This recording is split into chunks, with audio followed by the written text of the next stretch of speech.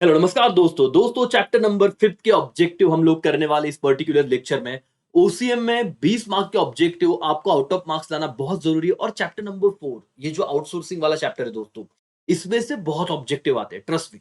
तो अगर कोई बच्चा इस चैप्टर को स्किप कर रहा है या अच्छे से नहीं पढ़ पाया, लेकिन टेक्स्ट बुक के ऑब्जेक्टिव आपको कर लेने हैं, और कोई आपको अगर करवा रहा है दोस्तों, तो पूरा लेक्चर देखना स्टार्ट टू एंड। टेक्स्ट हो सके तो आपका टेक्स्ट बुक ओपन कर लेना और मेरे साथ ही कर लेना। इससे ही बहुत बार आते हैं, और आपने चैप्टर चैप्टर पढ़ा रहेगा तो वो भी कॉन्फिडेंस बढ़ा ही होगा आपका।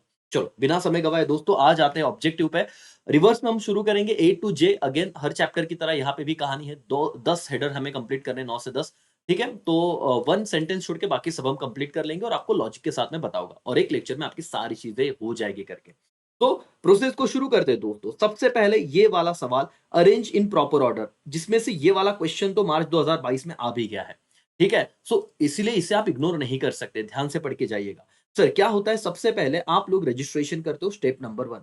उसके बाद आप लोग ऑर्डर प्लेस करते हो, step number 2, and third number पे आएगा कैश ऑन डिलीवरी। तो इस तरीके से आपको लिखना था। एक लिखना था रजिस्ट्रेशन, फिर लिखना था प्लेस इन ऑर्डर, और थर्ड लिखना था cash on delivery. That's all. फिर आता है दोस्तों दूसरा पॉइंट। शायद ये अगर आए तो आपको याद रखना, 1 मार्क इजीली मिल जाएगा, 1 मार्क्स हो जाएगा आपका सर। अब प्री परचेस और सेल, ये फर्स्ट स्टेप है। उसके बाद आता है परचेस और सेल, ये सेकंड स्टेप है। एंड देन आफ्टर आता है डिलीवरी स्टेप, थर्ड स्टेज। तो आप इसको सही तरीके से कैसे प्रॉपर अरेंज करोगे सर, पहले प्री परचेस और सेल, सेकंड वन आएगा आपका delivery stage, and third one दोस्तों आपका आएगा that is purchase, sorry, second one आएगा आपका परचेस और सेल, और थर्ड वन आएगा आपका डिलीवरी स्टेज। डन हो गया दोस्तों। तो फर्स्ट, सेकेंड और थर्ड ये आने की संभावना है, तो इसे अच्छे तरीके से देख के रखिएगा दोस्तों। अब आते हैं हम सबसे important, correct the underline word and rewrite the following sentence. हर बार की तरह आप सिर्फ करेक्ट आंसर नहीं लिखोगे, पूरा सेंटेंस प्रॉपर लिखना है, और जो करेक्ट किया उसे अंडरलाइन करना है।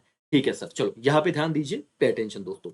ई business is hard to start, ये तो इतना सिंपल है सर, ये आपको तुरंत आ जाएगा। हार्ड की जगह क्या वर्ड है, इजी, तो इसमें दिक्कत नहीं है, इंपॉर्टेंट भी नहीं है। मैं जितना बोल रहा हूँ वो आईएमपी कर लेना। There are 5 stage of online transaction. अब ये चैप्टर जिन्होंने अच्छे से पढ़ा नहीं उनको पता नहीं रहेगा, तो याद रखना, जब आप ऑनलाइन ट्रांजेक्शन करते हो वहां पे 3 स्टेजेस होते हैं। कितनी स्टेजेस होते हैं, 3 स्टेजेस। तो 5 ये गलत आंसर है, जो उन्होंने ऑलरेडी बताया हुआ है कि हमने जो अंडरलाइन किया वो इनकरेक्ट है, आप करेक्ट लिखिए करके। ठीक है सर। फिर दोस्तों, registration is the last step in online transaction, तो ये इनकरेक्ट है। तो रजिस्ट्रेशन कौन सा स्टेप है दोस्तों, फर्स्ट स्टेप है। कौन सा, first step of online, in online transaction.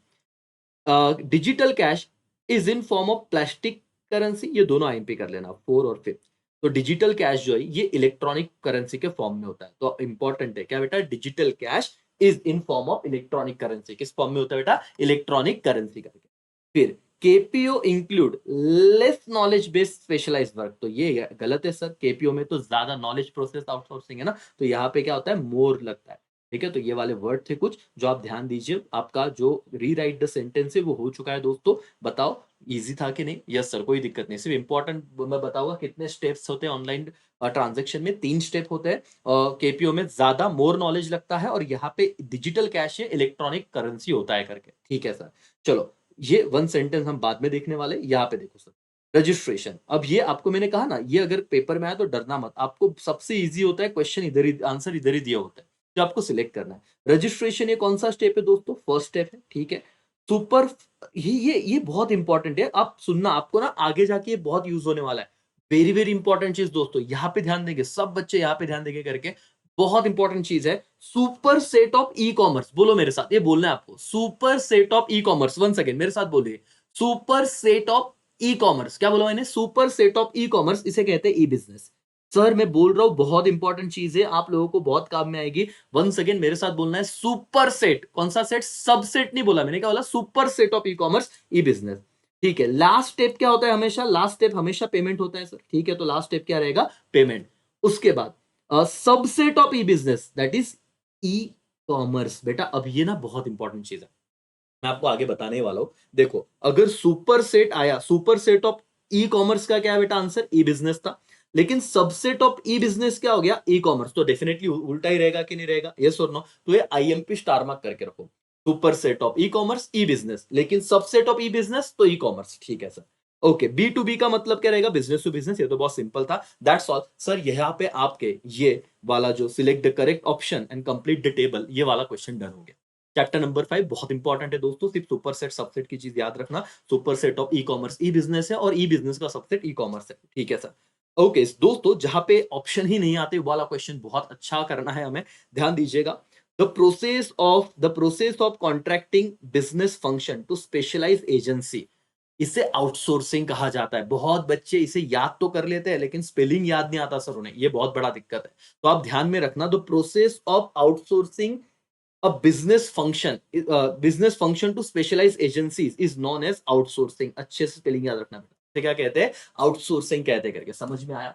Yes और नो? आप अपने बिजनेस के किसी महत्व मतलब है ना कि इंपॉर्टेंट टास्क को, ठीक है ना, नॉन कोर एक्टिविटी को क्या कर रहे हो सर, आउटसोर्स कर रहे हो, स्पेशलाइज एजेंसी को दे रहे हो, outsourcing. E business is dash dash of e commerce is dash dash of e business. देखा ना, मैंने कहा था ना आईएमपी, हमने अभी अभी वो टेबल कंप्लीट द टेबल में पढ़ा था। ई कॉमर्स क्या है, सबसेट है कि नहीं? Yes sir. तो आप लिखना सबसेट और ब्रांच लिखा तो भी चलेगा, लेकिन answer e commerce is subset of e business. Done. बोलो हो रहा है, याद रहेगा दोस्तों? यस और नो? यस सर करके आगे बढ़ते हैं। E business is dash dash of e commerce, देखो आईएमपी क्या सर, सुपर सेट, ये आपको लिखना पड़ेगा। और देखो अभी जो जिस तरह प्रॉपर पूरा लेक्चर देखा उसे भी समझ में आ रहा होगा कि business is super set of क्या, ई कॉमर्स। डन, ठीक है sir. E business means using dash dash to connect the क्या बेटा, process that is internet. The term e business came into existence in the year of 1997। तो ये year याद रखना, ई business ये टर्म कब आया, 1997। आईबीएम वाला याद है कि नहीं? यस और no? Yes sir. E business is an abbreviation of electronic business. तो ये बहुत सिंपल था सर से, यहाँ पे सिर्फ मैं आईएमपी करूंगा ये वाला चीज कि कौन सी ईयर में ई बिजनेस आया, 1997। ई बिजनेस ई कॉमर्स का क्या है, सुपर सेट है। और अगर मैं बोलूं ई कॉमर्स ई बिजनेस का क्या है, सबसेट है। ये 3 क्वेश्चन सिर्फ याद रखना, बहुत इंपॉर्टेंट है दोस्तों। फाइंड ऑड वर्ड, ये 2023 में पूछा गया था, बहुत सिंपल है दोस्तों। इसमें मैं क्या कहूं आपको, मतलब समझिए, BPO, RTO, LPO, KPO. Sir ये तो सब आउटसोर्सिंग के टाइप देखे थे ना, के BPO, LPO, KPO, knowledge process, legal process वाला है ना, बिजनेस प्रोसेस। ये आरटीओ क्या होता है, this is odd word sir, इससे कोई संबंध ही नहीं था। फिर B to B, business to business, B to C, business to consumer, C to C, consumer to consumer. ये ए टू जेड क्या है सर, ये कुछ गलत है, फरवरी 2023 में आया था, ठीक है, पिछले टाइम में। दिस इज ऑड वर्ड, ठीक है, 1 मार्क्स फुकट था sir. Debit card, credit card, ATM card, ये तो चलता है सर, ये हम लोग डेफिनेटली प्लास्टिक मनी की बात कर रहे हैं। व्हाट इज आधार कार्ड, ये ऑड वर्ड हो गया, खत्म सर, डन, सिंपल ये चैप्टर। लेकिन आपको क्या हो रहा है सर, ये लेक्चर से आपका कॉन्फिडेंस बढ़ रहा है, जो हम लोग सोच रहे हैं कि करेंगे वो आपका कुछ मिनटों में खत्म हो रहा है सारी चीजें। इससे पहले आपने चैप्टर नंबर 4 देखा होगा, चैप्टर नंबर 6 तो छोड़ना ही मत दोस्तों। चैप्टर नंबर 6 एक बार देख लो, 2 बार 3 बार वो वीडियो देखो और खत्म करो उसको, मतलब आपके ऑब्जेक्टिव डन हो जाएंगे। फिर सर अब हम ट्रू और फॉल्स पे जा रहे हैं, तो रिवर्स में ही हम जाएंगे हमारी गाड़ी, ट्रू और फॉल्स। चलो पहले लेकिन देख लेते हैं। It is easy to set up e business as compare to traditional business. It is true sir. E business में क्या है सर, जैसे मैंने कोई बहुत बड़ा बेंचेस वेंचेस का अरेंजमेंट नहीं किया, मैं आपको पढ़ा रहा हूँ, आप अपने घर पे देख रहे हो, that's all done sir. E business compare to traditional business setup करना इजी है, true. The term e business is derived from the term email और e commerce, again it is true. E business allow you to work across the globe, yes sir, this is true, कि आप दुनिया में कहीं पे भी काम कर सकते हो electronically, yes sir. LPO stand for legal, ये बहुत आईएमपी करना बेटा, बहुत इंपॉर्टेंट है, इसका आंसर फॉल है, लेकिन लीगल प्रोसेस है। देखो बहुत कंफ्यूज कर देंगे जिन बच्चों ने पढ़ा नहीं चैप्टर, वो बोलेंगे सर एलपीओ मतलब लीगल प्रोडक्ट आउटसोर्सिंग, वहां पे कंफ्यूज क्यों, लीगल प्रोसेस आउटसोर्सिंग है, प्रोडक्ट नहीं, तो यहाँ पे फॉल्स हो जाएगा। KPO requires advance analytical and technical skill, definitely sir, ये एडवांस नॉलेज तो आप पे लगने वाला, तो it is true. With the help of outsourcing company can not focus on core area, it is false. यही तो सर स्टेटमेंट, अगर आपने आपका नॉन कोर एक्टिविटी आउटसोर्स कर दिया तो आप अपने कोर एरिया पे फोकस कर सकते हो, इन्होंने बोला कैन नॉट, दैट्स व्हाई क्या हो जाएगा, फॉल्स। क्वेश्चन आराम से पढ़ना, ठीक है, डन सर। चलो दोस्तों, अगेन वन वर्ड बहुत इंपॉर्टेंट हो जाते हैं इसके, बहुत ही ज्यादा इंपॉर्टेंट। तो आप देखिए, अगर इस चैप्टर से वन वर्ड आएगा, मैं आपको सबसे पहले वो सुपर सेट और सबसेट की बात बताता हूं जो अब आपका लर्न हो चुका है। ये देखो, सबसेट ऑफ आउटसोर्सिंग, ये क्या रहेगा दोस्तों, बीपीओ, या आईएमपी कर लेना। सबसेट ऑफ आउटसोर्सिंग, जैसे वहां पे पढ़ा था सुपर सेट सबसेट, वैसे ही एक नया कुछ टर्म आपके लिए आ रहा है कि सबसेट ऑफ आउटसोर्सिंग। आउटसोर्सिंग का क्या सबसेट है, तो आंसर क्या लिखोगे बेटा, बिजनेस प्रोसेस आउटसोर्सिंग, बीपीओ। लेकिन आपको पूछा सब सेगमेंट ऑफ बीपीओ, देखो आउटसोर्सिंग का सबसेट क्या है, बीपीओ, बीपीओ का सबसेट क्या रहेगा, केपीओ। ये लिख लेना, ये दोनों क्वेश्चन अच्छे से कर लेना। सबसेट ऑफ आउटसोर्सिंग क्या होगा, बीपीओ, और सबसेट्स ऑफ बीपीओ क्या रहेगा, केपीओ। इतना लिखा तो भी चलेगा, बीपीओ केपीओ, ठीक है, yes sir.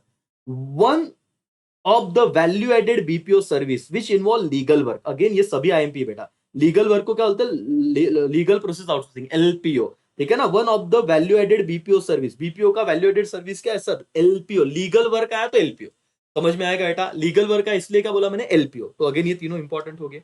Process of contracting business transaction in specialise agency, उसे क्या कहते हैं, आउटसोर्सिंग कहते हैं, स्पेलिंग याद रखना है, तुम्हें पता ही रहेगा। It is known as what, outsourcing. ठीक है, दिख गया, yes sir. The first step of online transaction, very easy sir, registration होता है। फर्स्ट स्टेप क्या होता है, रजिस्ट्रेशन होता है। ठीक है। The transaction which is done with the help of internet, उसे ऑनलाइन ट्रांजेक्शन कहते हैं। The term derived from the term derived from the term email or e-commerce, it is e-business। ठीक है, इजी था।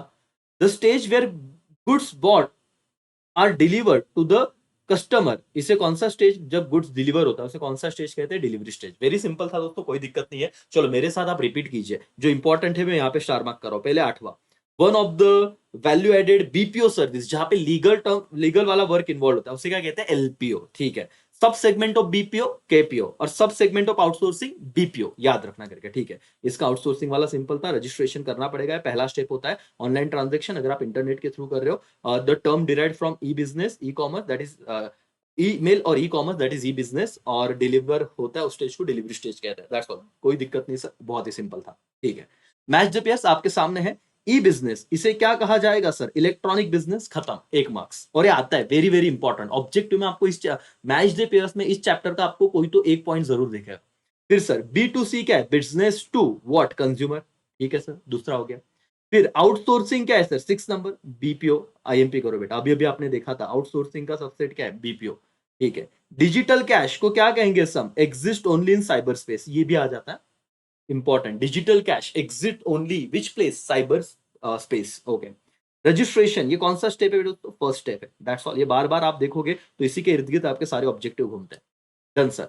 दोस्तों लास्ट पॉइंट पे हम लोग आ चुके हैं, दैट इज क्या सर, सबसे पहले in online shopping customer put product in, online shopping की बात कर रहे हैं तो आपने अमेजोन पे कभी शॉपिंग किया रहेगा, फ्लिपकार्ट पे, तो शॉपिंग कार्ट होता है, तो इसका आंसर क्या हो गया, shopping cart. Okay. The process of contracting business function to someone special, इसे क्या कहेंगे, आउटसोर्सिंग। क्या कहेंगे बेटा, outsourcing. The transaction under dash dash, the transaction under dash dash between consumer to consumer, C to C, done, simple था sir, आगे marks. The term e business derived from e business derived from the term email. Okay. और online transaction is dash dash require, registration is require, that's all, done हो गया दोस्तों, खत्म। तो आप लोगों के ऐसे यहाँ पे कितने चैप्टर खत्म हो गए, चैप्टर 4 करवा के दिया, 6 करवा के दिया, है ना। चैप्टर नंबर आप देखो, आप लोगों का यहाँ पे मतलब अगर मैं साथ में वीडियो बना के दो एक वन शॉट तो भी बहुत बड़ा हो जाएगा, लेकिन टुकड़ों में मैं दे रहा हूं आपको। चैप्टर नंबर 5 टेक्स्ट बुक के ऑब्जेक्टिव 20 मार्क की तरफ ये तैयारी दोस्तों। अगर 60 में से 20 मार्क्स आ रहे, डिस्टिंग्विश के 12 आपको मिलेंगे, सोचिए।